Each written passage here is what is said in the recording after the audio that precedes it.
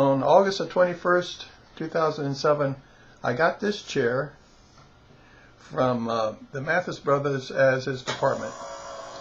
Ideally, I wanted to replace the seat with something like 4 or more segments like piano keys, hinged toward the rear with the front of the keys at the chair front, alternate keys or segments moving up and down slowly and periodically. This would redistribute the pressure to different parts of the supporting muscles periodically under the thighs and buttocks, thus allowing blood vessels, nerves, lymph passages, and muscles opportunities to work unstressed. Not having a machine shop, I couldn't initially think of a way to make the sort of precision cam shaft necessary to simultaneously move the front of the alternate segments up and down and provide robust support. And I didn't know how to make use of another alternative, varying air pressure, which was Don's idea. An alternative was the present design. The segments, 4 may not be the optimum number, should probably point along the normal direction of the thigh bones, more outwardly, rather than straight forward. They rock along their axes periodically. I actually use 1 to 7 minutes for the period in between the segments rocking. I've tried slow continuous motion also. The action here additionally moves you slightly from side to side and up and down. Any excess motion at the sit bones is largely eliminated by sanding down the ridges on the segments toward the rear. The major action is thus kept under the thighs. This prototype chair works, and I regularly sit on it, but this is a heavy and noisy prototype. It's also a little frightening to men sometimes because of those cracks in the movement.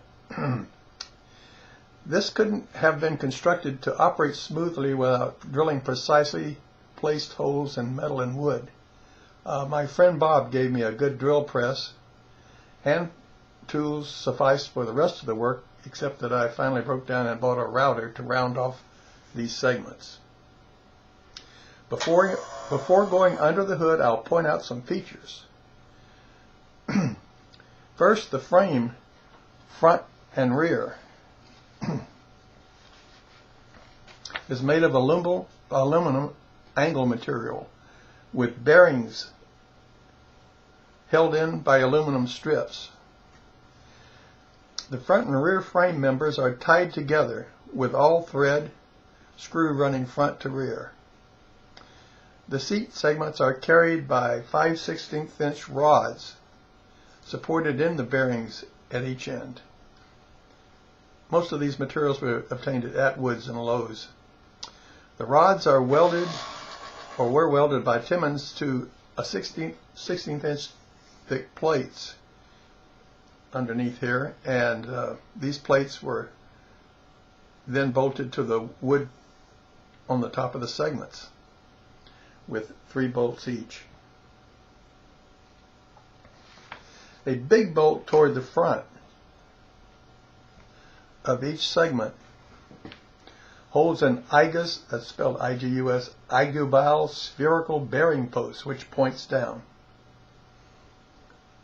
These bearing posts, donated to me by IGUS, are linked together with aluminum strips to coordinate the movement of all 4 segments. A motor moves the IGUS assembly back and forth to move the segments. Alright, here's what it looks like underneath.